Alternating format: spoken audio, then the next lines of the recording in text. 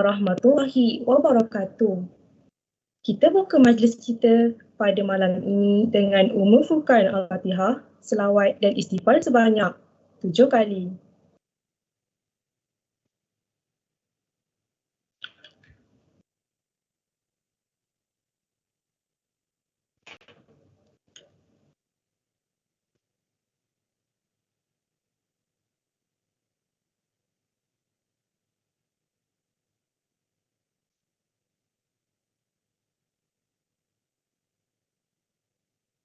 Yang dihormati Ustaz Muhammad Fuad bin Saleh selaku Tuan Penceramah kita pada malam ini.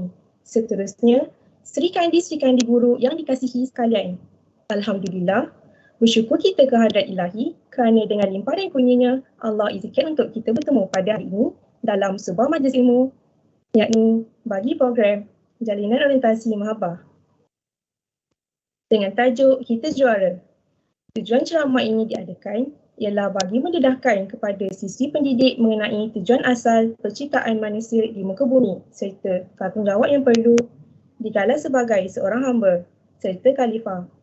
Hadirin yang dihormati, tak kenal maka tak cinta. Oleh itu, bolehlah kiranya saya menceritakan serba sedikit latar belakang penceramah kita pada hari ini. Nama diberi Muhammad Fuad bin Muhammad Saleh. Beliau menetap di Tanjung Minyak, Melaka. Beliau merupakan Timbalan Ketua Jabatan Pendidikan Islam dan Moral.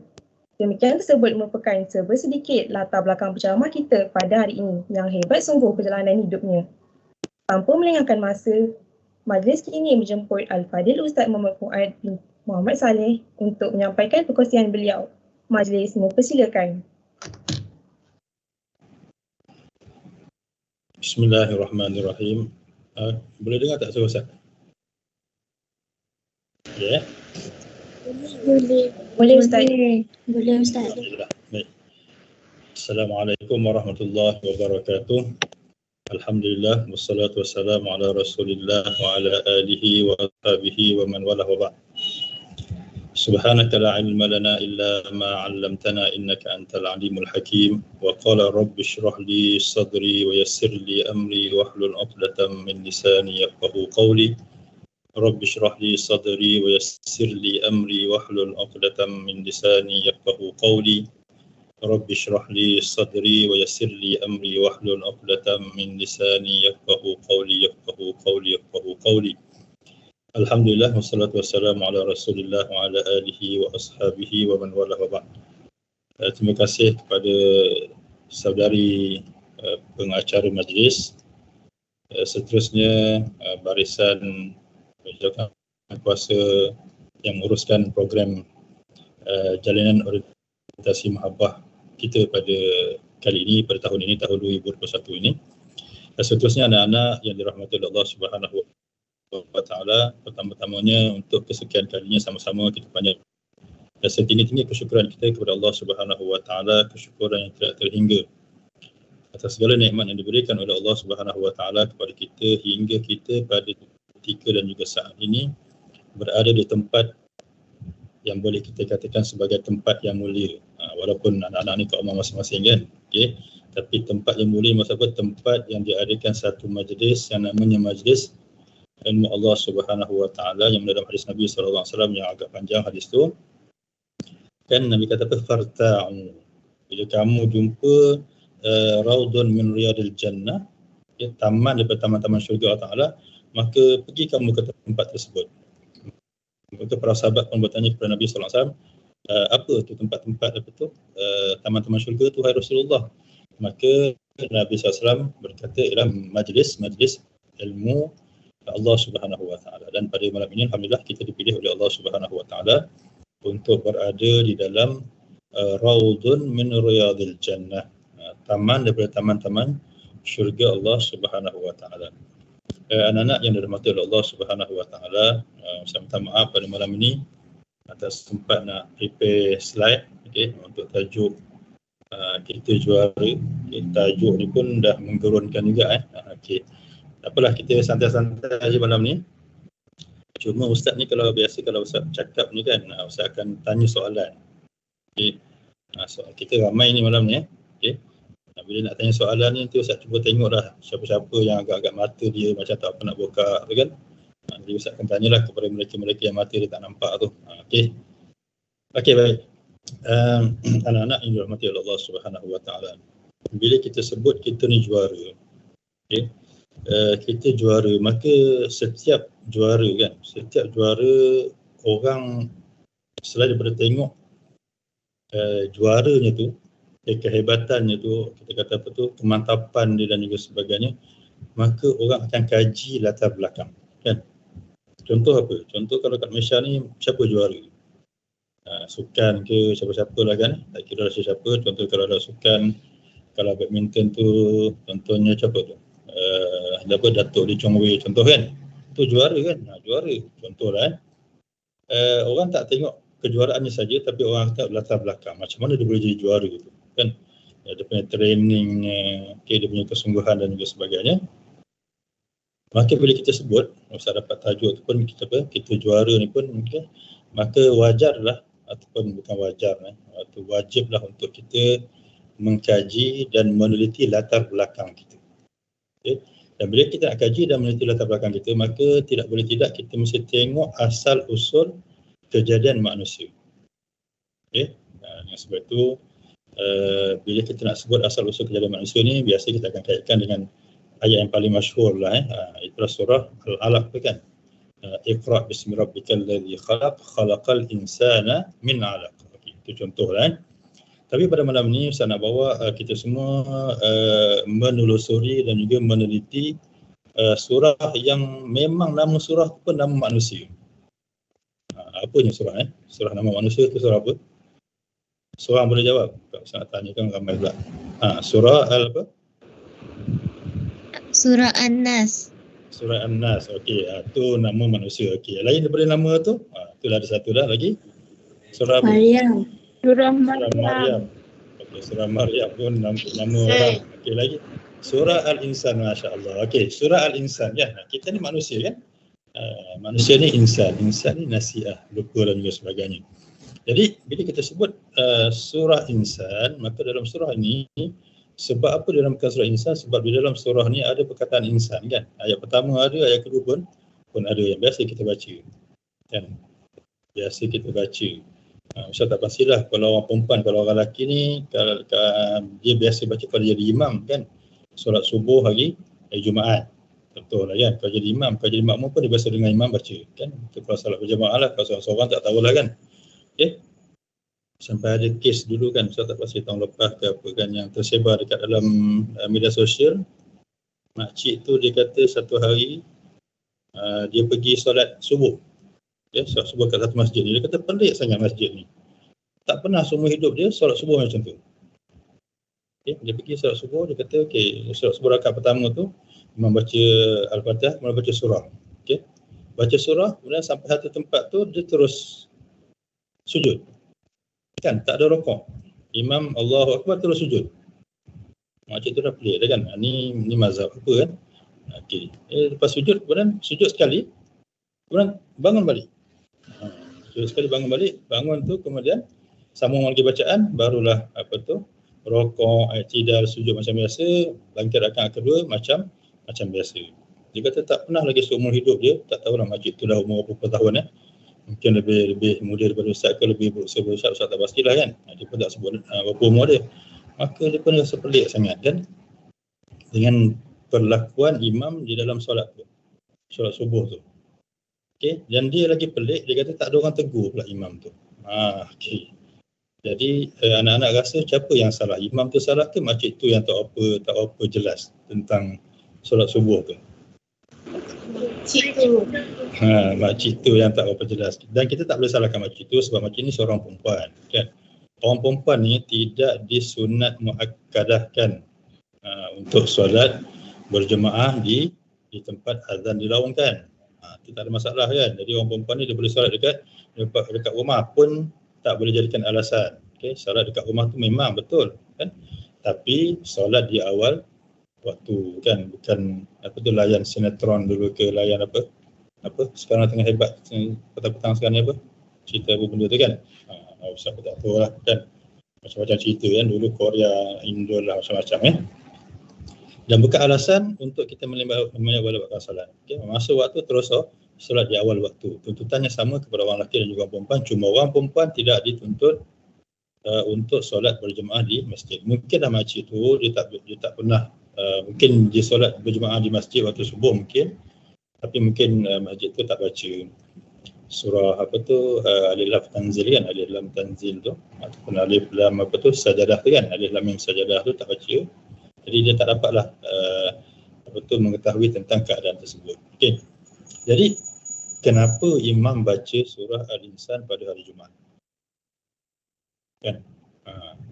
Biasa itu warid daripada hadis Nabi sallallahu alaihi wasallam. Nabi biasa membaca surah Insan dan juga sebelum tu alif lam mim tanzil kan, atau alif lam mim sajadah tu.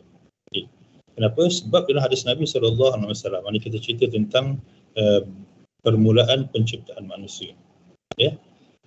Kita tahu bahawa penciptaan ni, Allah Ta'ala menciptakan alam ni, mula-mula ciptakan bumi 2 hari, kemudian ciptakan langit 4 hari. Berapa hari dah tu? 2 tambah 4 berapa dah? 6 hari 6 hari.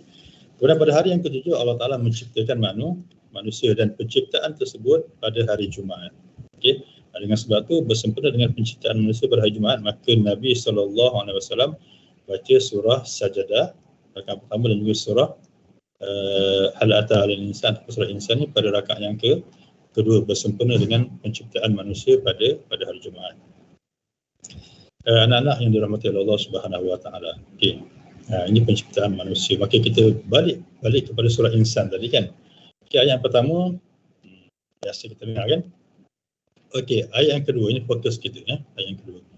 Ustaz cakap macam ni boleh? Tak ada slide minta maaf. Ustaz tak sempat nak prepare slide. Boleh insya-Allah Okey, kalau tak faham angkat tangan. Okey. Kalau nak tanya pun boleh angkat tangan. Okey, insya-Allah.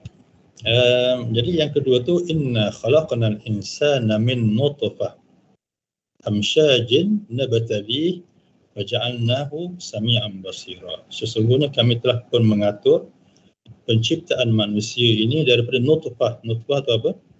Air mani. Okey, air mani amsyaj. Amsyaj ni dia bercampur. Okey.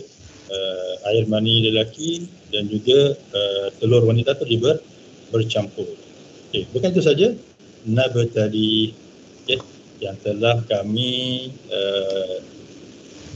cubakan ataupun kami kita kata apa nabtali ini yang telah kami uji. Okey, uji di sini nanti kita akan bincang. Okey, waja'alnahu sami'an basira, hasil daripada pencantuman tersebut maka Allah Ta'ala menjadikan seorang manusia sami'an basira. Apa maksud sami'an? Sami'an ni mendengar, basira ni melihat. Okey. Jadi berdasarkan ayat ini, ada nak tanya Ustaz ke? Ada? Tak ada? Okey, tak ada tak apa. Dengar macam ada bunyi orang buka mikrofon. Okey. Jadi kita lihat Allah Ta'ala menyebut bahawa asal kejadian manusia ni ialah pertemuan antara sperma lelaki dengan telur wanita kan. Itu yang kita tahu. Dan sperma lelaki ni dia bukannya satu kan, dia berjuta-juta kan, dia berenang. Dengan sebab tu ada di kalangan para ulama mentafsirkan ataupun menjelaskan lagi ataupun mengambil satu ibrah pengajaran daripada ayat ni, kataan nabtali kan, inna khalaqnal insana min nutfatin amsyajin nabtali. Nabtali ni maksud apa? Diuji. Maksud daripada berjuta-juta sperma tersebut hanya satu saja yang mampu untuk mensenyawakan telur. Betul ke tak betul? Awak dah belajar kan? Ya, Ustaz dah belajar juga. Ustaz belajar 30 tahun dahulu okey. Jadi dengan sebab tu perkataan nabtali itu, perkataan yang telah pun kami uji itu, ada yang mengatakan bahawa ujian tersebut ialah kepada sperma tersebut. Dan sperma yang betul-betul hebat saja mampu untuk mensenyawakan telur perempuan. Okey, daripada situlah bermulanya kejadian dan juga penciptaan manusia. Okey, clear? Okay. Kemudian sambung lagi, waja'alnahu sami'an basira. Maka kami jadikan manusia ni sami'. Sami' itu mendengar, kemudian baru melihat. Okey anak-anak, adakah Allah Ta'ala sebut Sami'an Basira ni saja?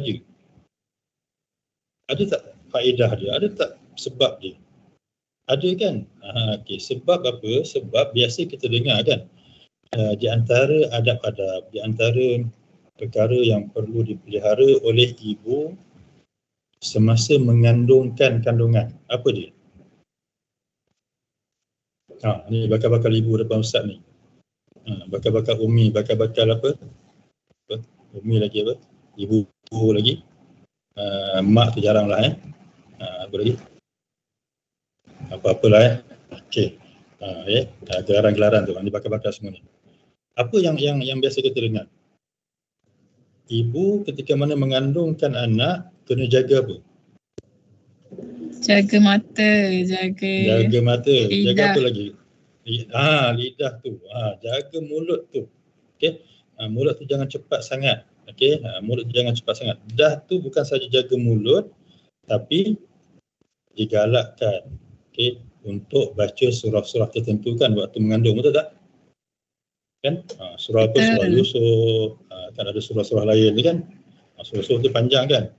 Biasa kalau baca tu dia kena panggil dengan suami sekali. Okey. Abang baca saya baca suku, abang baca 3 suku. Kan? Sebab apa? Sebab saya penat ni tak larat ni kan, abang baca, saya baca suku, abang baca 3 suku. Bagi-bagilah, maksudnya nak lengkapkan satu surah Yusuf tu kan. Itu pun makan masa juga kan. Kadang-kadang jadi masalahnya apa? Dua-dua baca pun tak sampai suku. Kan? Baca 10 ayat dah tak tahu ke mana kan.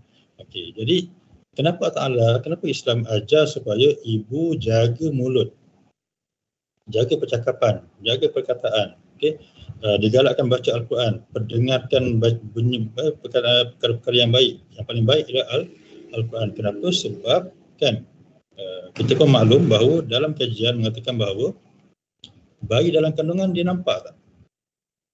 Tak nampak kan? Tapi dia dengar tak? Dengar. Jadi bayi tu dengar. Tapi masalahnya ayat ni Nabi sebut, Nabi baca 1400 tahun dahulu. Waktu tu tak ada kajian lagi pun kan. Bayi ni boleh mendengar dalam kandungan dan juga sebagainya. Okey, ini antara bukti kemu'jizatan Al-Quran Karim. Maka Allah sebut dulu sami mendengar, kemudian bau basir, bau melihat. Okey, inilah kehebatan Al-Quranul Karim yang sampai sekarang ni, bahkan sampai hari kiamat, musuh-musuh Islam cari kelemahan, nak cari kata Al-Quran ni daripada rekan Nabi kita Muhammad SAW, takkan jumpa. Tidak akan jumpa sekalipun mereka bergabung, semua manusia yang bergabung untuk cari kelemahan Al-Quran, walaupun satu ayat, walaupun satu kalimah, walaupun satu huruf, walaupun satu baris, walaupun satu titik, tidak akan jumpa oleh mereka sampai kepada hari kiamat. Kenapa? Sebab Al-Quran ni kalam Allah. Okey. Tapi hadis Nabi bukan macam tu kan. Sebab tu kita ada dengar kan hadis maudhu' kan. Hadis palsu, ada tak dengar? Kan? Tapi ada tak ayat Quran palsu? Ada dengar tak? Kan? Ada, tapi ayat tu dapat dikesan dengan segera. Kan? Kenapa? Sebab Al-Quran ini dijamin oleh Allah Subhanahu Wa Taala. Kan dalam ayat yang biasa kita baca tu, inna nahnu nazzalna dzikra wa inna lahu lahafizun. Dan kami akan pelihara Al-Quran ini, pelihara sampai kepada hari kiamat. Bagi anak-anak yang dirahmati oleh Allah Subhanahu Wa Taala. Bila kita tahu itulah permulaan asal kejadian kita, maka dalam ayat yang sama juga Allah Taala sebut min nutfah, okey, daripada saripati air mani. Air mani ini anak-anak kan, dalam ayat yang lain Allah Taala menyebut beberapa kali ialah ma'im mahin, air yang apa? Hina. Kan? Kenapa hina air mani ni? Kan? Air mani ni kalau kita tengok kan, kalau ayam kampung, kalau anak-anak mungkin duduk bandar tak adalah kan. Kalau balik kampung kan kadang-kadang makcik kita, nenek kita ada bela ayam kampung kan. Ayam kampung ni dia makan merata-rata kan, dia boleh cari makanan kan. Kadang-kadang ayam kampung ni dia nampak najis pun dia akan makan. Dia akan patuk najis kan. Okay? Tapi kalau ayam kampung ni kan, kita cempakkan maksud cempakkan air mani tu ayam kampung pun tak nak patuk. Nak ceritakan hinanya air mani tersebut. Okay. Asal kejadian kita tadi yang diuji oleh Allah Ta'ala, sperma tu ialah benda yang hina pada pandangan manusia. Kan, kalau ada air mani tu contohnya lah, melekat dekat pakaian kita ke, malu kita kan. Sebab apa? Sebab benda tu dianggap kotor, dianggap jijik kan, dengan baunya tidak menyenangkan dan juga sebagainya. Jadi dengan air itulah Allah Ta'ala menjadikan kita. Okay. Bukan itu saja anak-anak yang dirahmati oleh Allah Subhanahu Wa Ta'ala. Kalau kita telusuri kejadian kita ni, bagaimana Allah Subhanahu Wa Ta'ala menjadikan kita ni, sebenarnya anak-anak memang kejadian kita daripada air yang hina. Okay. Lepas tu, sebelum bertemunya antara sperma dan juga ovum tu, okay, ni Ustaz sebut ni maksudnya bukan nak cerita benda yang tak elok, tak, nak ceritakan bahawa itulah asal kejadian kita dengan air yang hina. Okay. Dan kita ni, okay, asal kejadian kita ni, kalau kita kaji-kaji kan, kita keluar daripada dua saluran najis. Kan? Yang pertama, kita keluar daripada saluran yang share buang air kecil, dan air itu pun keluar dekat situ juga kan, daripada kemaluan lelaki, betul tak? Kan? Kemudian masuk pula ke kemaluan perempuan. Kan nampak kotor kan, benda yang kotor, betul tak? Bukan itu saja.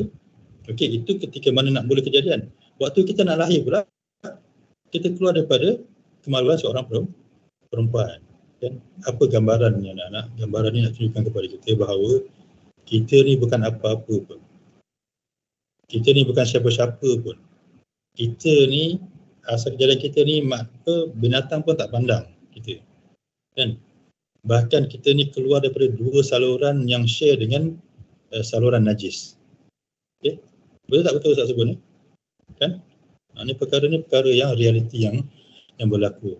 Jadi kenapa bila kita dah wujud di alam ni, duduk dekat atas dunia, kita boleh mendabik dada, kita boleh ego, kita boleh kan macam-macam kan, dengan sedikit kelebihan yang mungkin Allah berikan kepada kita ni, kita rasa kita lebih hebat daripada orang lain kan, dengan beberapa kelebihan yang mungkin ada pada kita memandang rendah kepada orang lain kan. Orang lain tu mungkin tak sempurna macam kita, cacat dan juga sebagainya, kita memandang sebelah mata kepada mereka, sedangkan asal kejadian kita sama saja dalam keadaan yang hina dan keluar daripada tempat-tempat yang kotor. Okey, ini yang perlu kita renung-renungkan pada malam ini. Anak-anak yang dirahmati Allah Subhanahu Wa Taala, ketika Allah Subhanahu Wa Taala menciptakan Nabi Adam alaihissalam, banyak hadis-hadis Nabi sallallahu alaihi wasallam ceritakan. Saya petik satu hadis daripada riwayat Imam At-Tirmidzi. Okay. Dalam Sunan Tirmidzi disebutkan ni mafhumnya, bukan makna bermafhumnya, ketika Allah Ta'ala menciptakan Nabi Adam alaihissalam, maka Allah Ta'ala tepukkan bahagian punggung Nabi Adam alaihissalam. Maka keluarlah semua zuriat Nabi Adam alaihissalam, bermula daripada Nabi Adam alaihissalam tu, lepas daripada Nabi Adam tu kan, Hawa, sampailah kepada yang akhir sekali pada yang akan lahir sebelum berlakunya hari kiamat. Semua tu keluar. Semua tu keluar. Ada yang gambarannya macam semut-semut yang halus, yang kecil tu kan, semua. Berapa bilion tu kan. Tak tahulah kita berapa jumlahnya kan. Okay. Semuanya keluar. Maksudnya apa anak-anak? Kita ini, kejadian kita ini dalam bentuk roh itu telah pun dijadikan selepas daripada penciptaan Nabi Adam alaihissalam. Okay. Cuma kita ni tukar-tukar kita punya apa tu? Kita punya apa ni? Badan kita ni kita panggil apa? Casing kita je kan. Roh tu, roh ni kan panjang cerita lah pula kan. Besok tak habis cerita roh kan. Sebab apa? Sebab Allah Ta'ala jelaskan ketika mana Nabi SAW tanya tentang roh. Okay? Orang-orang musyrik tanya tentang roh. Allah Ta'ala kata apa? Qulir ruhu min amri rabbi. Okay? Katakanlah wahai Muhammad, sesungguhnya roh ini adalah urusan siapa? Urusan Allah. Kenapa? Sebab memang kita tidak akan mampu akal kita untuk capai macam mana kejadian roh. Okay, Ustaz ada teringat ya, ada seorang tu dia cakap, Ustaz pun tak pasti sama ada kajian ataupun tidak. Tapi Ustaz dengar lah kajian ni Ustaz sampaikan lah. Kalau betul-betul, kalau salah Ustaz minta maaf. Dia kata apa? Dia kata orang putih ni, masalah ni kan dia bentukkan kajian dia, kajian yang apa? Benda yang nampak kan? Betul tak? dia nak kaji roh ni macam mana. Roh ni ada berat, kata berat, maka dia letakkan orang yang nak mati dekat atas timbang. Timbang yang sangat sensitif. Contohnya beratnya sekian-sekian. Okay? Dia tengok tu bila orang tu mati je, okay, beratnya berkurang. Ada kurang sikit tapi tak tahulah berapa kan. Siapa tak pasti. Macam tu. Maksudnya apa? Maksudnya dia buat kesimpulan bahawa roh tu pun dia ada berat dia, walaupun kita tak tahulah berapa. Ini Ustaz pun tak pasti kebenarannya. Ustaz tak baca tapi Ustaz dengar ada orang cakap macam tu. Dia kata dia ada baca dah kajian daripada orang putih. Allah Ta'ala wa alam, tak pasti. Maksudnya apa? Maksudnya begitulah keadaan roh kita. Kita pun tak tahu kan keadaan roh kita macam mana. Ada siapa tahu? Siapa yang pernah masuk alam roh? Pernah? Kan kita takut semua live group ni kan. Okey. Kita pun tak tahu kan roh kita macam mana. Allah Ta'ala ala wa alam. Okey. Jadi ketika mana keadaan roh tersebut, kita lihat bahawa semua makhluk Allah Ta'ala ni dia ada roh. Kan? Bahkan pokok-pokok pun ada roh, bahkan batu pun dia ada roh. Jadi memang tak sampailah kepada akal kita untuk bincangkan tentang roh. Sebab tu Allah Ta'ala potong tu dalam Al-Quran, qul ruhu min amri rabbi. Katakanlah wahai Muhammad, sesungguhnya roh ni jangan tanya, jangan bincang. Ini kerja Allah. Kita ni anak-anak kan, badan kita ni begitu tak banyak gaji kan. Tengok Allah Ta'ala uji kita dengan COVID ni kan, menggelabah habis kan. Kita dah kata hebat pencapaian perubatan kita dan juga sebagainya kan. Allah Ta'ala bagi COVID dia habis semua, satu dunia menggelabah. Okey. Itu bukti kelemahan kita lah. Baik anak-anak, itu cerita tentang asal-asal kejadian manusia. Jadi ketika mana kejadian manusia ni digambarkan oleh Allah Subhanahu Wa Taala, maka Allah gambarkan kepada kita bahawa asal kejadian kita ni dalam keadaan yang hina, dalam keadaan yang lemah. Betul tak? Ada tak orang yang lahir, lepas lahir dia terus boleh melompat? Ada? Siapa yang lahir terus melompat? Waktu dia lahir tu mungkin ayah dah ambil gambar dia terus boleh melompat. Okey. Berlari ke kan? Ataupun boleh bercakap. Tak ada kan? Okey. Nak menyusu pun mak kena susukan kan? Angkat. Lemah sangat keadaan manusia kalau kita kaji dari segi asal usul kejadian kita. Okey. Dengan sebab itulah kan orang kampung Ustaz selalu cakap no point dah Orang kampung Ustaz ni cakap standard sikit. Kan? Tak ada point lah untuk kita nak berbangga-bangga kan, ada ilmu sikit-sikit ni apalah sangat kan. Okey. Jadi maksudnya apa? Maksudnya itulah realiti, itulah hakikat kejadian seorang manusia yang perlu kita faham. Okey, yang perlu kita ambil iktibar dan perlu kita ambil pengajaran bahawa kita ini tidak ada apa-apa dan kita ni pun bukan siapa-siapa kan. Dan dalam surah Insan tu ayat yang pertama tu kalau kita tengok kan, hal ata 'alal insani hinum minad dahri lam yakun syai'an madhkura. Kan Allah Ta'ala sebut bahawa manusia ni, contoh anak-anak sekarang umur apa? 18. Ada 18? Ada tak? Ada.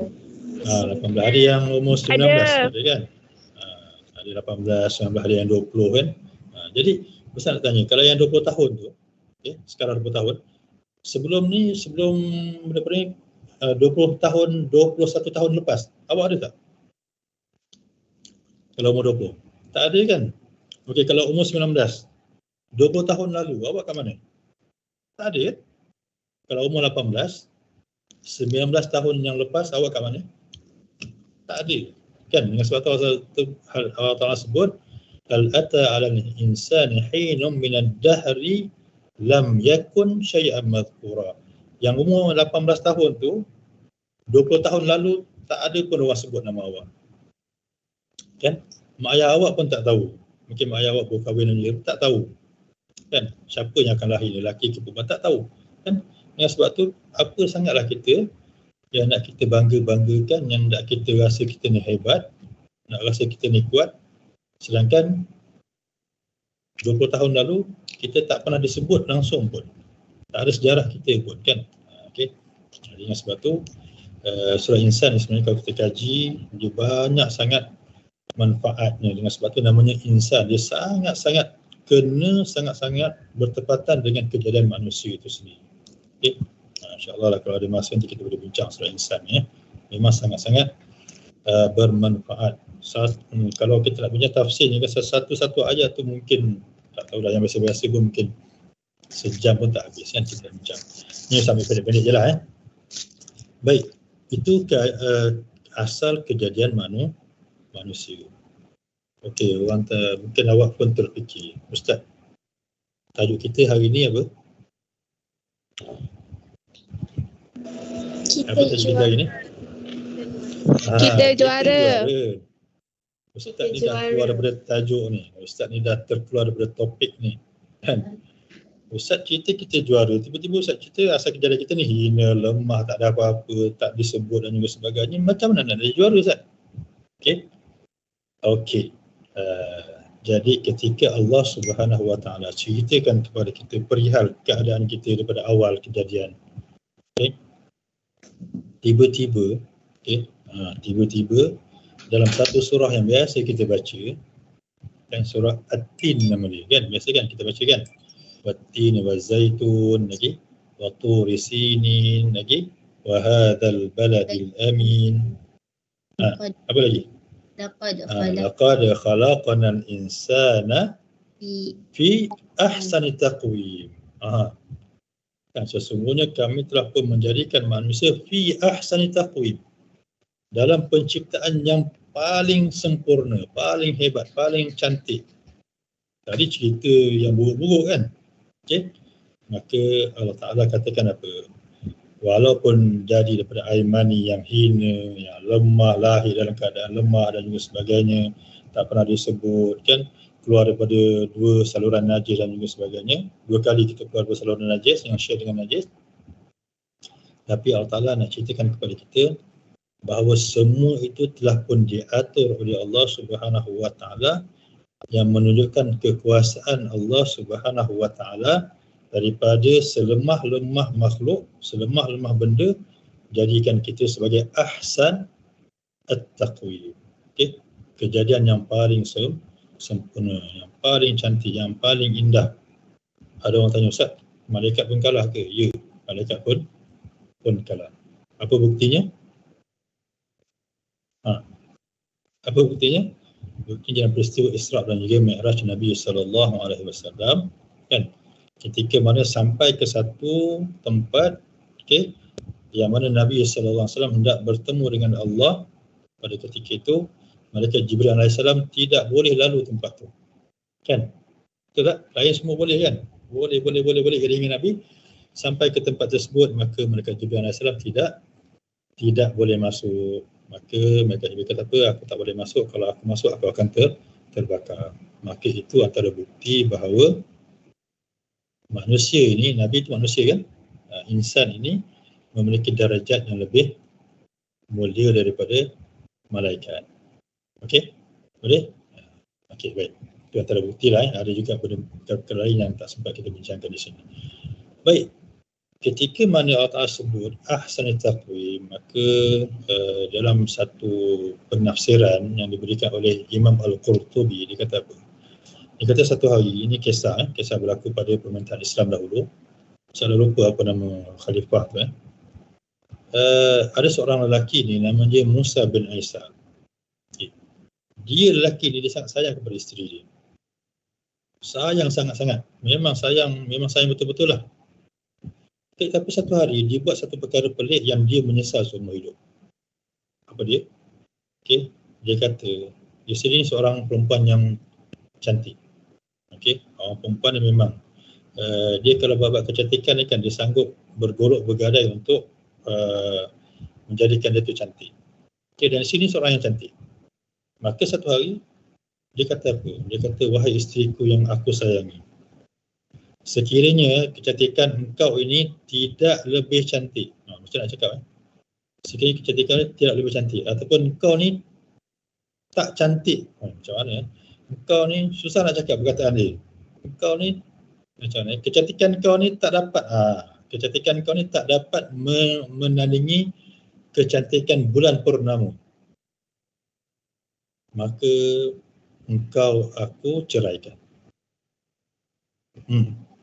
Kan orang perempuan. Ada tak orang perempuan yang lebih cantik daripada bulan purnama? Okay, sebenarnya bulan purnama tu tak cantik pun kan. Bulan tu tak cantik pun kan. Bulan tu kan lekuk-lekuk macam muka ustaz ni kan. Berjerawat dan juga sebagainya kan. Berlubang-lubang kan. Yang cantik tu cahaya matahari yang dipantulkan tu je kan. Kenapa tu bercahaya kan. Okay, tapi bila sebut macam tu maka isteri pun jadi sedih dan isterinya pun segera meninggalkan rumah. Okay, maksudnya apa? Dia kata dia telah pun ditalakkan oleh suaminya. Kenapa? Mustahillah seorang manusia lebih cantik daripada bulan purnama. Maka lelaki ni rasa sedih dan dia rasa menyesal sangat dia sebut perkataan tersebut. Okay. Ni kita bagi cerai apa? Cerai ta'liq. Ni kena berhati-hati ya. Nanti awak akan belajarlah dalam fiqh. Okay. Dengan sebab tu kan memang hikmah lah. Memang hikmah sangat-sangat. Allah Ta'ala memberikan hak menceraikan pasangan ni kepada orang apa? Orang lelaki.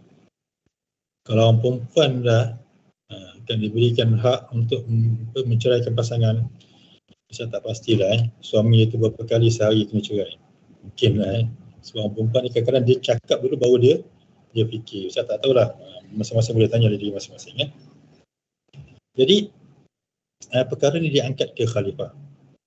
Okey, khalifah panggil dia punya apa tu, ulama-ulama dia, okey, tanya, maka semua ulama-ulama itu sebut bahawa lelaki telah pun menceraikan isterinya. Okey. Tapi ada seorang ulama ni dia pengikut Imam Abu Hanifah. Okey, Imam Abu Hanifah An-Nu'man, okey. Mengasas kepada mazhab Hanafi itu, pengikutnya itu ada dalam majlis tersebut. Seorang ulama juga. Dia senyap je, maka khalifah bertanya, "Wahai fulan, kenapa kau tak cakap kan? Dia cakapkan pandangan kau." Maka dia kata beginilah, "Wahai khalifah, pada pandangan aku, okay, pada pandangan aku, manusia ini makhluk yang paling cantik, bahkan lebih cantik daripada bulan purnama." Apa buktinya? Buktinya ialah surah At-Tin tadi kan. Betul tak? Laqad khalaqnal insana fi ahsani taqwim, dalam sebaik-baik kejadian. Maksudnya kalau bulan purnama tu cantik, maka manusia ni lebih cantik daripada bulan purnama. Maka khalifah pun mengambil pandangan ulama ini tadi, maka berpesan kepada lelaki tersebut, "Wahai fulan, peliharalah lidah kamu, okey.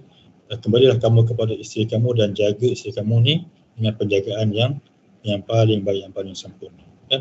Kadang-kadang orang lelaki pun masalah juga, kalau terlalu sayang pun dia akan mengeluarkan kata-kata yang tidak sepatutnya. Okey, apa kesimpulannya? Kesimpulannya, memang kita ni manusia yang paling sempurna, yang paling cantik, yang paling indah, walaupun pada kita ni ada kelemahan-kelemahan yang kita rasa kita ni lemah. Kan? Tapi Allah Ta'ala iktiraf kita ni sebagai ahsan at-taqwim, okay? Sebaik-baik kejadian. Dengan sebab tu anak-anak, bila kita sebut kita ni juara, memang kejadian kita ni dah juara dah. Okay? Tidak ada makhluk yang lebih indah, yang lebih hebat ciptaan melainkan manusia, sehingga kan ketika mana dijadikan Nabi Adam AS kan, malaikat tengok, wah hebatnya kejadian Adam AS kan. Kita jadikan daripada apa? Tanah kan. Betul tak? Tanah ni macam-macam warna kan, betul tak? Ada warna kuning, ada warna coklat, ada warna gelap, ada warna kelabu, ada warna apa kan, macam-macam warna kan. Dengan sebab tu lahirnya kita pun dalam bentuk yang warnanya pelbagai. Warna kulit kita tu macam-macam. Okey. Jadi sifat tanah tu ada pada manusia. Jangan salah faham pula kan. Orang tanya mana tanah kat badan kita, tak nampak tanah pun kan. Jawapannya mudah je.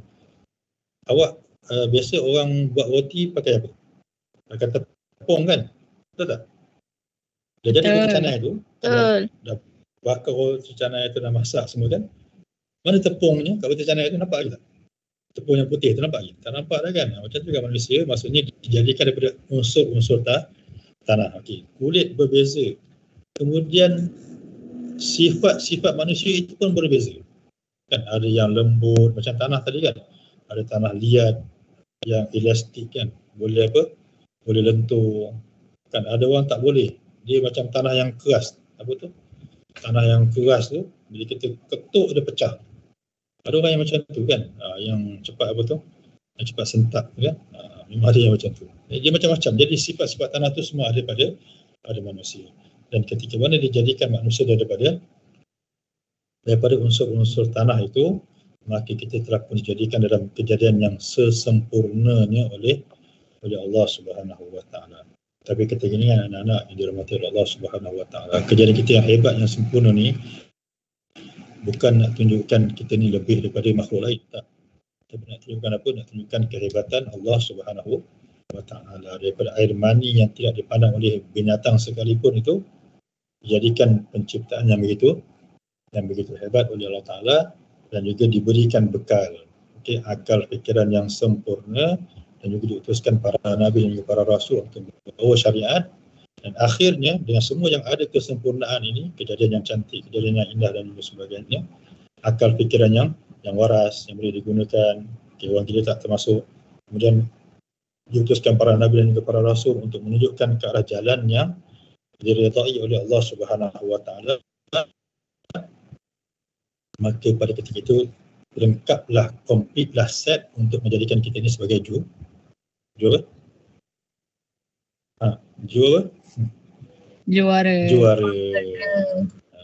Okey, makhluk juara. Makhluk juara. Okey. Dengan sebab tu bila kita dah bincang-bincang ni secara santai, yang sabar sikit-sikit ni perbincangan kita ni, maka dengan kejadian kita inilah, maka kita adalah juara. Dan bila kita ni juara, kita kena beraksi, kita kena bersifat, kita kena berperwatakan sebagai perwatakan juara. Okey. Cuba kita tengok perwatakan juara. Kan, kalau dalam sukan contohnya, apa lagi? Dan kalau dekat dalam kalau UFC kan, siapa? Khabib contohnya kan, Habib kan? Habib Nurmagomedov kan? Tengok, waktu dia masuk ke dalam gelanggang macam mana kan, dengan confidence-nya apa semua kan. Ada ke juara ni dia masuk gelanggang dia rasa macam lemah je, tak bermain, down kan, down syndrome contohnya lah kan. Apa-apalah kan, ciri-ciri bukan juara tu ada kepada mereka? Tak ada kan. Jadi itulah yang perlu kita tanamkan dalam diri kita, pasakkan dalam diri kita bahawa kita adalah juara. Juara bukan kehebatan kita, tidak, kehebatan Allah Subhanahu wa taala, tapi dengan kesempurnaan dijadikan oleh Allah Subhanahu wa taala, maka seorang juara ni dia tidak boleh ada sifat lemah. Tak boleh ada sifat mengalah. Tak boleh ada sifat rendah diri. Rendah diri, maksud rendah diri ni maksudnya rasa kenapa lah Allah Ta'ala tak jadikan aku ni cantik contohnya kan. Kenapa tak jadikan aku ni handsome? Kalau handsome kan bagus. Kalau cantik kan ramai orang terpikat, orang sebut-sebut nama aku kan. Kenapa? Sedangkan kalau kita nak balas nikmat mata sebelah yang diberikan oleh Allah Ta'ala dengan ibadat kita sepanjang umur kita, 24 jam beribadat pun tidak terbalas dengan nikmat sebelah mata. Itu tak masuk mata yang sebelah lagi. Kan, tak masuk dengan nikmat telinga, apa lagi? Nikmat kehidupan, kan? Nikmat bumi yang cantik ni dijadikan oleh Allah Ta'ala kepada kita, kan? Agak-agak macam mana? Kalau awak lahir dekat planet Marikh, macam mana? Susah tak bernafas? Kan, lahir dekat bulan contohnya kan, macam mana boleh faham tak? Jadi kita ni dijadikan dengan sesempurna mungkin. Okay? Planet kita ni planet yang paling cantik setakat ni yang kita jumpa dekat alam semesta ni. Kan? Mungkin tak jumpa lagi lah. Mungkin ada bumi-bumi yang lain, kita tak tahulah kan. Tapi setakat ni, sepanjang yang telah pun kita teroka ni, lebih kurang langit dunia ni yang dah diteroka ni dalam 10-20%, so tak jumpa lagi yang planet macam kita ni. Setakat ni lah. Tak tahulah kalau dia sembunyikan ni kan. Jadi maksudnya apa? Maksudnya memang itulah keadaan kita dan kelayakan kita. Dengan sebab tu ketika kita melihat sirah Nabi SAW, kan, apa saja masalah, apa saja tentangan, apa saja tribulasi mihnah yang berlaku kepada Nabi SAW, Nabi tidak ada sifat putus asa. Kan ada tanya, Ustaz, apa yang Nabi doa waktu Nabi lepas kena baling batu dengan penduduk Taif tu apa Ustaz? Kan? Nabi doa apa? Rabbi inni ashku dha'fa quwwati wa qilla hilati, kan, wa hawani 'alan nas, panjang doa tu kan. Wahai Allah, wahai Tuhanku, aku mengadu kepada Engkau, apa tu, qilla hilati, maksudnya dah habis dah usaha aku. Nak ajak manusia ni masuk dalam Islam ni, dah habis dah usaha aku, dah tak ada dah. Tak ada helah. Helah maksud apa? Tak ada usaha lagi dah. Dah habis dah semua aku curahkan. Tapi mereka masih lagi baling aku dengan batu, halau aku kan, buang aku, pulaukan aku, kencilkan aku kan. Dah tak ada cara dah lagi kan. Nampak ucapan Nabi itu kan, wakil lahilati, dan juga dah apa tu? Tadi mengaku kelemahan kan. Yang kedua tu dah tak ada cara dah lagi kan. Wa hawani 'alan nas, dan apa tu? Aku ni dah tak ada apa-apa dah di sudut pandangan manusia. Orang Mekah apa tu, pulaukan Nabi kan. Orang Mekah nak membunuh Nabi, pergi ke Taif pun halau Nabi kan. Anak-anak kecil baling batu sampai Nabi berdarah dan juga sebagainya. Maksudnya dah tak ada apa dah. Aku ni nak ajak mereka ni kepada syurga, tapi mereka buat aku ni macam ni. Contohnya macam tu kan. Ada orang cakap itu kan tanda Nabi dah putus asa tu Ustaz kan. Sebenarnya ulama bahaskan, ulama kata apa, itu bukan tanda Nabi putus asa kan. Itu tandanya apa? Itu tandanya merendah diri kan. Kalau kita menghadap seorang agung, seorang raja kan, kita kata apa? Ampun tuanku kan, sembah patih harap diampun, patih apa, hamba yang hina dina kan, hina dina apa lagi kan, semua kan kita cakap kan. Adakah maksudnya kita rasa frust dekat raja? Tak kan. Maksud apa? Maksudnya kita nak merendahkan diri kita di hadapan kebesaran seorang raja. Apatah lagi Nabi sallallahu alaihi wasallam nak minta kepada Allah Subhanahu wa taala, maka Nabi merendahkan diri Nabi serendah-rendahnya sebagai seorang makhluk kepada Allah taala untuk mengharap apa dia? Mengharap bantuan kan, mengharap ighasa, mengharap pertolongan daripada Allah, mengharapkan kemenangan daripada Allah. Kan buktinya apa? Buktinya Nabi balik tu, adakah Nabi duduk kat rumah berkurung sebulan? Tak nak buat kerja dakwah? Tak kan? Dalam perjalanan balik tu, sebelum sampai kat Mekah pun Nabi sempat lagi untuk mengislamkan segolpok daripada golongan jin. Kisahnya panjang. Kalau orang yang putus asa, dia kena buat macam tu. Tak nak dah kan, baling dah. Tak nak dah pergi kuliah, tak nak dah masuk kelas, penat PDPR ni kan, tak habis-habis. Lepas tu kerja banyak melambat-lambat kan. Lepas tu ni kakak-kakak ni pula, satu Ahad ni pula dia suruh pergi program jom lah kan. Nama macam best jom, lepas tu kena dengar ceramah. Orang jom ni macam jom heboh ke seronok lah sikit kan. Boleh pergi tengok konsert ke apa-apa kan. Ini jom tu dengar ceramah ni. Lepas tu ustaz pula hari ni, malam ni bagi ceramah cakap dia tak ada slide kan. Jadi macam-macam kan. Jadi itulah yang boleh menyebabkan kita rasa frust dan juga sebagainya. Tapi kita kena ingat bahawa kita adalah juara ni dia tak ada apa tu, no retreat, no surrender kan. Tak ada rasa mengalah. Okay. Selagi mana bumi kita pijak, okay, selagi mana langit kita junjung, insya-Allah jalannya tu tetap ada diberikan oleh Allah Subhanahu wa taala. Jadi kesimpulannya apa anak-anak, ada pukul 10 kan. Okay. Kesimpulannya apa di sini? Ketika kita bincang kita juara, yang pertama kita kena pastikan bahawa walaupun kita menganggap kita ni kuat, kita ni hebat, kita ni tak terkalah, contohnya macam tu kan. Okay. Tapi kita kena yakin bahawa semua ini diberikan oleh Allah Ta'ala sebagai pinjaman kepada kita. Dan pinjaman ni apa? Pinjaman ni boleh diambil balik kan.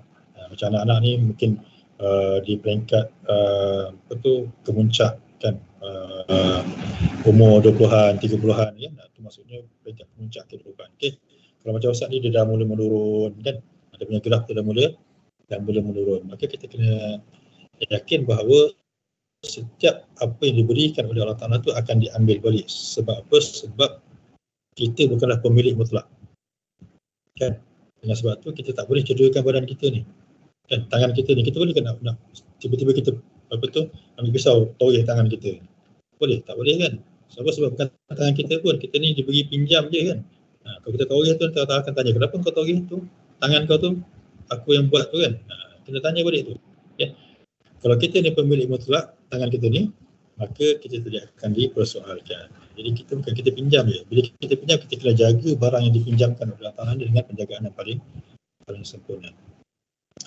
Anak-anak yang dirahmati Allah Ta'ala, kesimpulan ringkas daripada apa yang kita bincangkan ni, santai-santai ni saja, ialah segala apa yang telah pun ditetapkan oleh Allah Ta'ala, qada dan juga qadar, itu adalah perkara yang paling baik untuk kita. Yang paling baik untuk kita. Kenapa? Sebab Allah Maha mengetahui, Allah Maha berkuasa, bahkan Allah Maha berkehendak. Okay? Dan sifat Allah Ta'ala yang biasa kita baca dalam lafaz surah Al-Fatihah tu kan, yang mula-mula tu Bismillahirrahmanirrahim, dengan nama Allah yang Maha Pemurah lagi Maha Mengasihi. Jadi Allah yang Maha Pemurah, yang Maha Mengasihi ini, yang Maha Pemurah kepada kita, sangat pemurah, lebih daripada ibu dan bapa kita. Yang Maha Mengasihi kita ni lebih daripada ibu dan bapa kita, bahkan seluruh manusia ni pun Allah lebih kasih kepada kita. Mustahil dengan ilmu Allah Ta'ala, pengetahuan Allah Ta'ala yang tahu segala-galanya, kekuasaan Allah Ta'ala, kehendak Allah Ta'ala, mustahil bagi Allah Ta'ala mentakdirkan kepada kita perkara-perkara yang tidak baik kepada kita. Habis Ustaz, orang yang lahir cacat tu macam mana? Nanti kita cerita waktu lain. Okay. Dari lahir sampai meninggal cacat, macam mana tu Ustaz? Okay. Kita sembang lain kali lah. Okay. Jadi maksudnya apa? Maksudnya kita kena yakin bahawa kita ni adalah juara. Dan kita ni ditempatkan di mana? Contohnya macam awak ni dapat IPG kan. Daripada ramai-ramai ni yang mohon, kita lah yang dipilih oleh Allah Ta'ala. Memanglah yang pilih tu panel dan juga sebagainya, tapi semua itu diatur, urus oleh Allah Subhanahu Wa Ta'ala, yang wajib kita syukuri. Okay? Dan inilah tempatnya. Okay, sekarang ni yang awak ada ni di IPG ni, dalam kes kita ni IPG Kampus Perempuan Melayu Melaka, inilah tempatnya untuk kita menuntut ilmu. Inilah masanya. Okay? Jangan tunggu nanti Ustaz, tak apalah nanti saya ni nantilah kot dah keluar IPG nanti ada free sikit saya mula nak mendalami Islam. Jangan. Ini masanya, kan? Tak ada masa-masa lain dah. Ustaz dah rasa dah macam awak, kan? Rasa menyesal waktu belajar dulu, tak ambil peluang setiap minit tu untuk menuntut ilmu, kan? Jadi rasa menyesal sangat. Sebab apa? Bila dah keluar ke alam pekerjaan, okay, dah ada keluarga, dah ada anak dan juga sebagainya, okay, dah tua-tua ni, memang tak sempat kita nak mengaji ataupun nak mempelajari, mendalami ilmu, khususnya ilmu-ilmu agama ni. Kan sibuk hidup kita ni kan. Okay. Jadi waktu sekarang inilah, ya, ada setahun tambah dengan 4 tahun ni, bukan 5 tahun ni, okay, gunakan sepenuh masa ni, okay, dengan label, okay, dengan kita panggil apa tu, dengan kemampuan seorang juara yang kita ada ni, okay, gunakan sebaik mungkin waktu, kekuatan, tenaga dan juga kesempatan yang ada ni untuk menuntut ilmu Allah Subhanahu Wa Ta'ala, khususnya dalam bidang kita masing-masing, PKK ke apa lagi, bahasa Melayu ke, kan, pendidikan khas ke dan juga sebagainya. Dan yang paling penting, kita memperdalamkan ilmu berkenaan dengan Islam kita. Sebab kita sebagai pendidik yang akan mendidik manusia, bukan saja menjadikan mereka itu orang yang berguna, bahkan kita nak mendidik anak-anak murid kita ni sampai ke syurga. Okey, panjang buat cerita ni kan. Okey, jadi saya rasa cukuplah sekadar tu untuk perkongsian kita pada malam ni, insya-Allah. Dan bisa bukalah kot, sempat kot untuk tu ada yang angkat tangan tu, kalau dia nak tanya ke, silakan. Siapa nama yang angkat tangan? Ya, saya. Silakan. Saya nak tanya. Ustaz cakap manusia dijadikan sebagai sempurna, sebagai sebaik-baik kejadian. Soalan saya, adakah orang kurang upaya juga dikatakan sebagai manusia sempurna, sebaik-baik kejadian? Okey, baik, terima kasih. Soalan yang dijangka. Okey. Baik, macam Ustaz cakap tadi kan, ada orang ni lahir cacat kan, OKU dah, okay. Sampai kepada dia meninggal dunia OKU, tak pernah rasakan kenikmatan. kan mungkin apa tu cacat penglihatan, cacat pendengaran dan juga sebagainya. Okey, macam mana ni kita katakan sebagai ahsanit taqwim? Okey, baik, yang Ustaz kata tadi, kita kena kaji balik asal usul kejadian kita. Kan?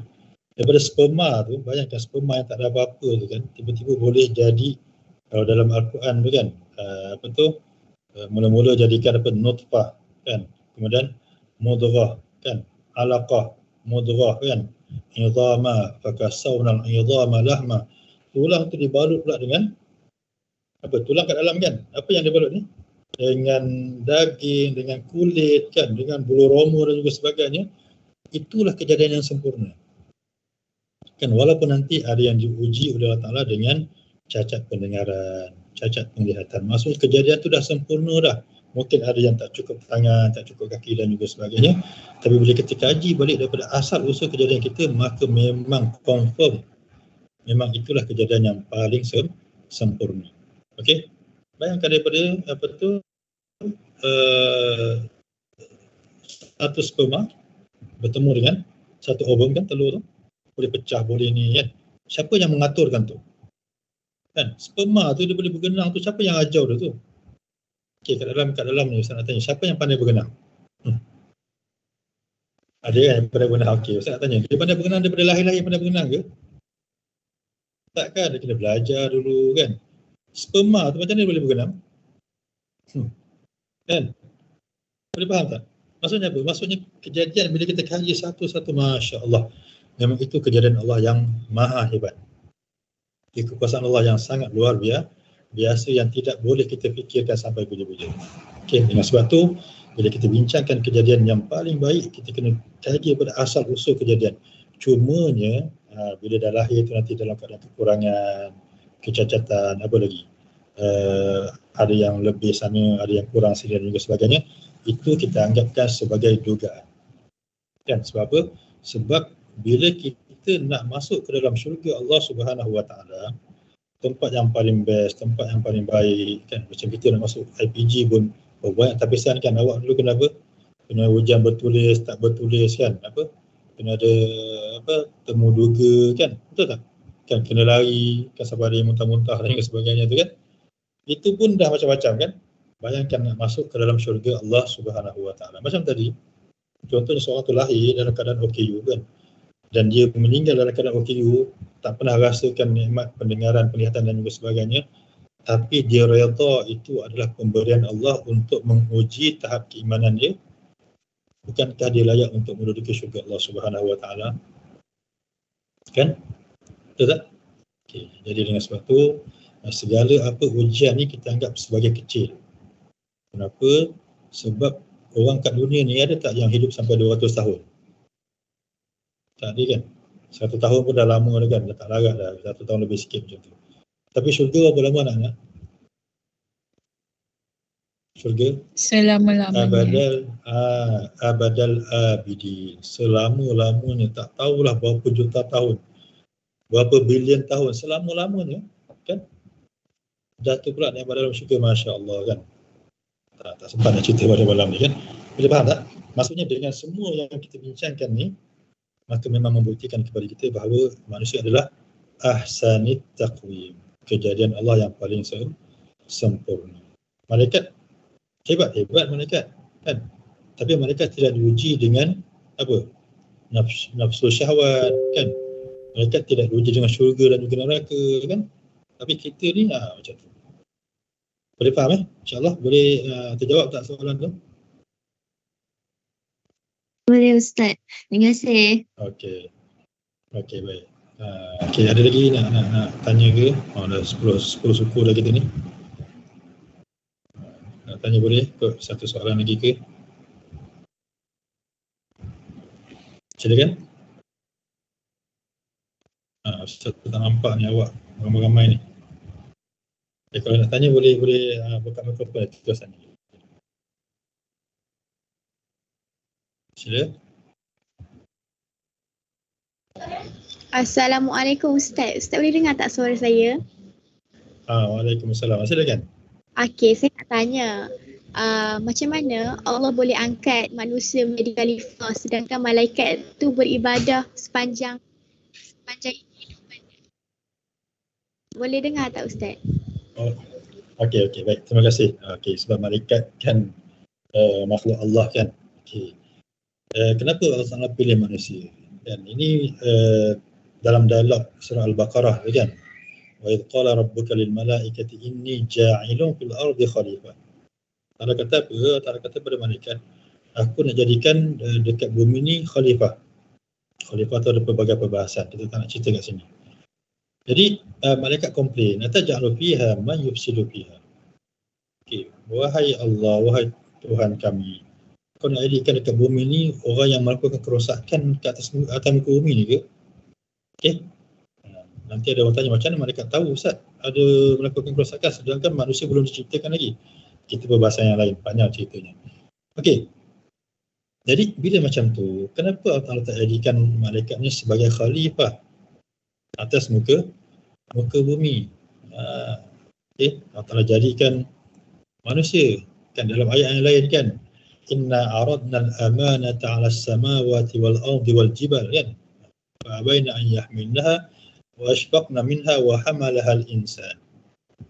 Okey, itu cerita tentang Allah Ta'ala menawarkan untuk jadi khalifah ni kepada bumi, langit dan juga gunung kanan kan, tapi semuanya tolak. Fa abaina an yahmilnaha wa ashfaqna minha. Kenapa? Takut beban khalifah ni. Okey, wa hamalaha al-insan, tapi manusia ni sanggup memikul beban tersebut. Jadi kenapa?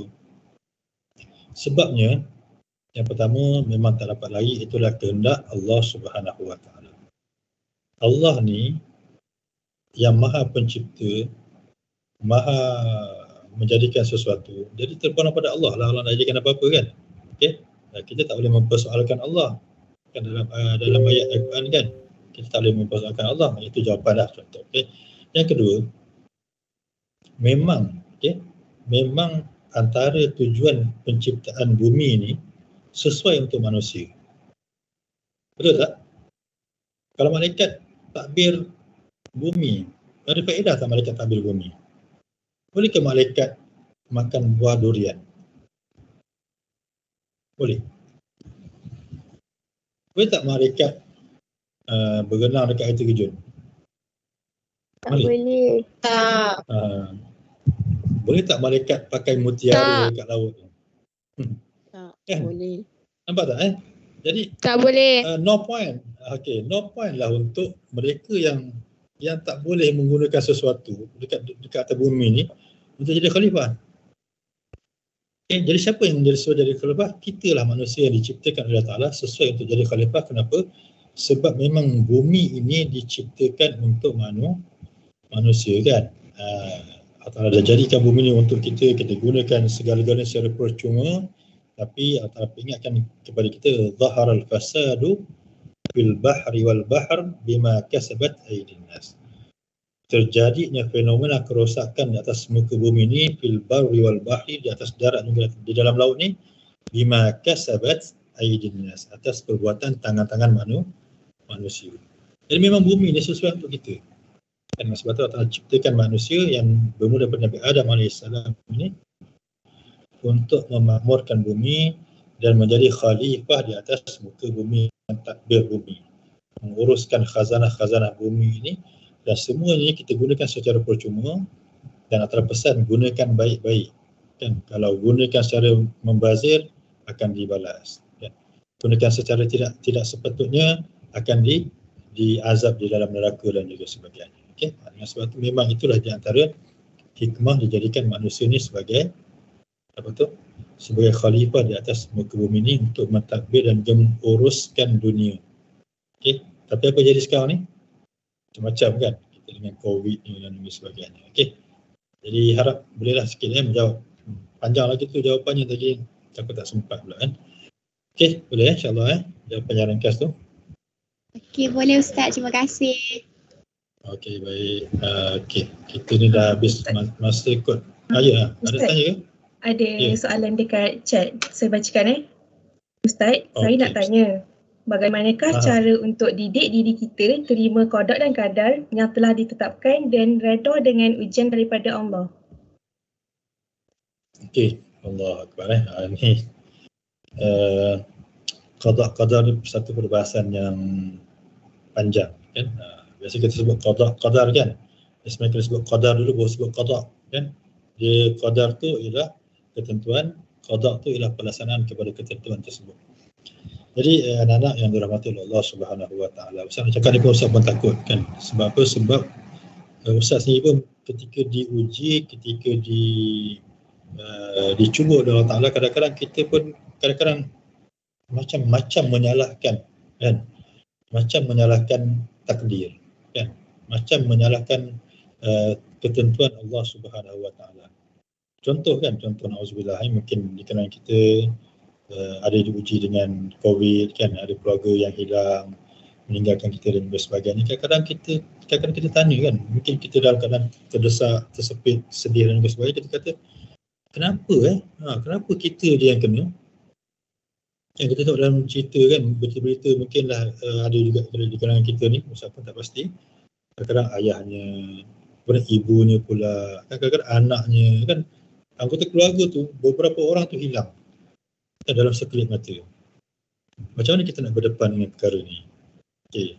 Jadi yang Ustaz boleh cakap lah, cakap ni senang kan. Cakap ni sebab apa? Sebab Ustaz cuma menggerakkan dua bibir dan menggerakkan lidah, cakap kan. Tapi nak nak mendepani perkara tu satu perkara yang sangat sukar sebenarnya. Tapi kita boleh cakap sajalah. Okay. Berbalik pula kita kepada kekuasaan dan juga sifat-sifat Allah Subhanahu Wa Taala. Macam saya sebutkan tadi kan, Allah dengan segala sifat rahman, sifat rahimnya, sifat pemurah, pengampun kan. Allah Taala ni kan punyalah baik dengan kita kan. Kadang-kadang mak bapak kita pun tak baik macam tu. Berapa kali dah kita melakukan dosa kepada Allah Taala kan. Berapa kali kita meninggalkan solat contohnya, na'udzubillah min dzalik kan. Berapa banyak kali kita buat maksiat kepada Allah Taala, tapi kita bertaubat, Allah Taala terima ke tidak? Terima kan.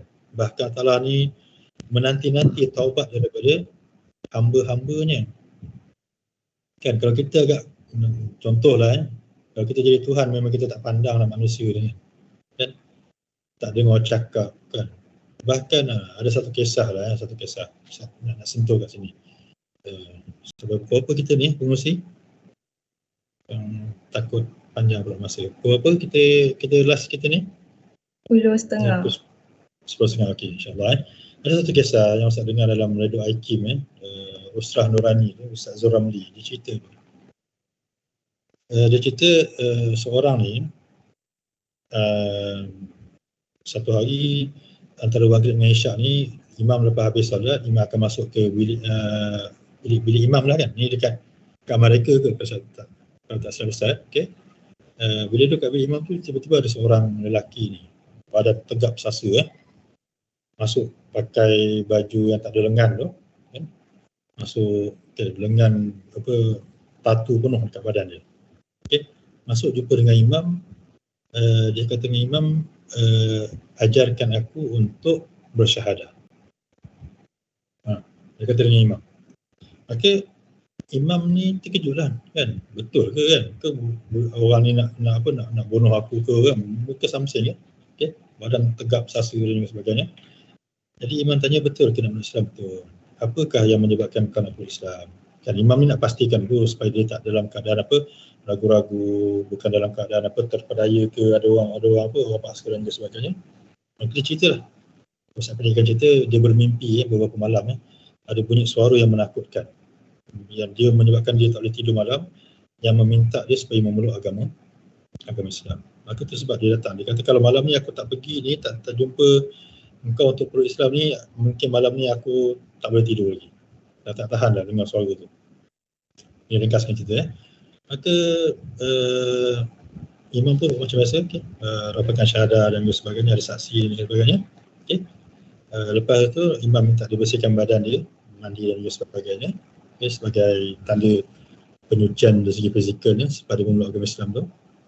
Maka azan isyak pun berkumandang. Okay, isyak, masuk waktu isyak.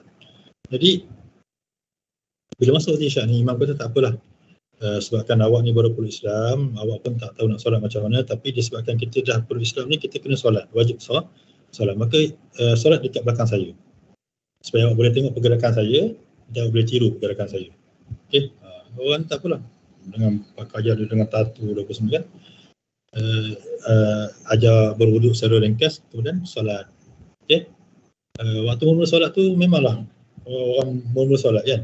Mungkin tak selesa kan. Macam tiba-tiba orang pandang-pandang dan juga sebagainya. Jadi makmum sebelah tu rasa macam apa? Macam tak apa selesa sangat kan. Orang baru belajar solat macam tu kan. Macam kita waktu kecil-kecil dulu. Okey, rakaat pertama. Okey, bila masuk rakaat kedua, solat isyak kan 4 rakaat kan. Okey, dia punya pergerakan tu makin semua dah kan. Dia dah boleh apa, walaupun dia tak baca, cuma dia ikut pergerakan imam, kan, ikut pergerakan makmum sebelah dan sebagainya. Okey, rakaat kedua dah makin okey. Okay, masuk rakaat ketiga makin okey. Okey, rakaat keempat pun makin okey. Berjalan dengan lancar. Okey. Okey, rakaat keempat, okey, kemudian rokok, okey, i'tidal sujud pertama. Okey, kedua sujud yang kedua. Okey, besok kedua tu, lepas tu imam pun bangun, baca tahiyat akhir. Tahiyat macam biasa, kemudian imam bagi salam. Assalamualaikum warahmatullahi. Assalamualaikum warahmatullahi. Imam pun pandang belakang. Tengok siapa ni Ustaz. Ustaz dah lupa siapa nama dia. Ustaz dulu selalu sebut nama tu. Apa nama dia? Allahumma salli ala Muhammad. Saya dah lupa. Okey. Dia nampak orang ni masih lagi sujud. Kan sujud. Macam tu. Jadi dia kata takut tertidur ke apa kan. Jadi imam tu mintalah apa kiri kanan tu kan, makmum yang lain tu untuk gerakkan dia kan, takut dia tertidur ke dia penat dan sebagainya. Okey, gerakkan dia masih tak ni lagi, kemudian tolak kuat sikit, tiba-tiba rebah. Okey, orang tadi tu rebah, maksudnya apa? Maksudnya dia meninggal dunia. Okey, meninggal dunia dalam solat yang pertama. Okey, setelah dia memeluk agama Islam yang sebelum ni dengan pelbagai masalah yang dia buat yang saya tak cerita lah macam-macam apa semua, tapi Allah Ta'ala pilih dia, okay, setelah dia memeluk agama Islam, okay, dan setelah azan dia solat fardu yang pertama pada dia, dan dalam solat itu ketika sujud tempat yang paling apa tu, yang paling doa tu dimakbulkan oleh Allah Ta'ala kan, ketika dalam hadis Nabi dia bahawa sajid tu aktsirud doa fi sujud tu, maka banyakkan doa dalam sujud. Itulah tempat yang paling mulia, meletakkan dahi yang paling mulia di tempat yang paling hina di atas bumi itu, dan nyawanya tu dijemput rohnya oleh Allah Ta'ala dalam keadaan yang sebegitu mulia. Okay, sebegitu mulia. Jadi kita pun tak tahu kan, Ustaz pun tak tahu macam mana perakhiran kita ni kan. Dengan sebab tu kita kena selalu berdoa. Jadi dengan sebab tu anak-anak yang dimata Allah berkaitan dengan soalan tadi, Ustaz ringkaskan maksudnya apa? Maksudnya qada dan qadar Allah Ta'ala ni kita jangan pertikai. Okay?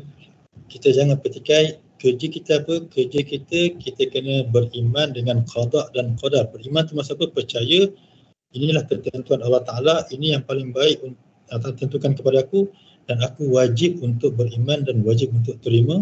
Sebagaimana kisah tadi itu kan, orang tadi itu dia tak ada beriman pada qada qadar, tapi akhirnya apa?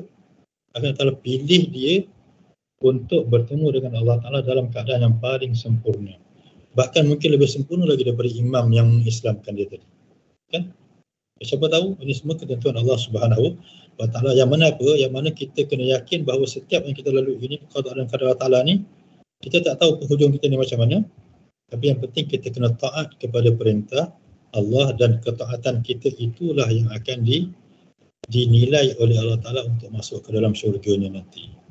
Agak-agaknya lah kalau kita sepertikai je qada qadar Allah Ta'ala ni, kenapa asyik aku je kena kan. Agak-agak ada tak tempat kita dalam syurga? Kita tanya macam tu kan, kita tanya balik macam tu. Bukan cakap anak-anak lah, Ustaz pun sama kan. Kadang-kadang kita rasa macam sempit sangat, susah sangat. Okay? Jadi kita tanya, aku ni asyik petikai ni, sedangkan kita dah beriman bahawa inilah ketentuan yang terbaik untuk kita. Siapa yang tentukan? Allah Ta'ala yang maha mengetahui, maha pengasih, maha sayang kepada kita lebih daripada makhluk-makhluk yang lain. Tiba-tiba kita petikaikan keputusan, ketentuan daripada Allah Subhanahu Wa Ta'ala. Agak-agak Carlos, nama yang tadi itu Carlos. Agak-agak kita ni dapat tak macam Carlos tu punya pengiktirafan kemuliaan diberikan oleh Allah Subhanahu wa taala. Okey, harap bolehlah kot sikit menjawab. Tak menjawab pun dapatlah sikit-sikit gambaran daripada soalan tadi. Okey, Ustaz rasa dah pukul 10.30 dah ni. Jadi Ustaz rasa sekadar sajalah untuk kali ini. Ustaz minta maaf sekali lagi atas segala kelemahan, kekurangan. Okey, yang Ustaz sampaikan ni sebenarnya untuk Ustaz sendiri sebenarnya kan. Kalau anak-anak rasa ada perkara yang boleh diambil iktibar pengajaran tu, ambillah. Okey, kalau tak ada pun biarkanlah begitu saja. Okey, yang pentingnya Ustaz sendiri nak mengingatkan diri Ustaz sendiri kan, bahawa kita ni tidak terlepas daripada kesilapan dan juga kesalahan walaupun apa label ataupun title yang kita pegang kan. Macam Ustaz pun risau juga kan, orang panggil Ustaz ni, sedangkan banyak dosa-dosa kita yang dihijab, okey, yang ditutup oleh Allah Subhanahu wa taala. Jadi saya minta maaf sekali lagi. Sekian saja aku qauli hadza, astagfirullahaladzim li wa lakum. Assalamualaikum warahmatullahi wabarakatuh. Waalaikumsalam warahmatullahi wabarakatuh. Syukran Ustaz. Terima kasih diucapkan kepada Ustaz Muhammad Fuad bin Muhammad Saleh atas perkongsian yang cukup bermakna sebentar tadi. Di sini, saya dapat simpulkan bahawa setiap manusia merupakan ciptaan Allah yang begitu indah dan manusia juga perlu menjauhi daripada sifat sombong kerana semua ini milik Allah. Saya mewakili majlis mengucapkan ucapan rasa syukur dan terima kasih kepada semua pihak yang terlibat dalam menjalankan program kita pada hari ini secara langsung maupun tidak langsung. Moga kita semua beroleh keberkatan daripadanya. Pada kesempatan ini juga, saya juga ingin memohon kemaafan atas salah dan silap dalam berbicara sepanjang dengan mengacarakan majlis ini. Mohon tidak disimpan di dalam hati. Yang baik jadikan teladan, yang buruk jadikan sempadan. Sesungguhnya saya juga hanyalah manusia biasa. Segala kebaikan datang daripada Allah dan buruk datang daripada kelemahan saya sendiri. Kita sudahi majlis kita pada hari ini dengan bacaan tasbih, kafarah dan surah Al-Nas. Wabillahi taufiq wal hidayah. Wassalamualaikum warahmatullahi wabarakatuh. Siswa diminta untuk tunggu sebentar untuk slot sebentar lagi.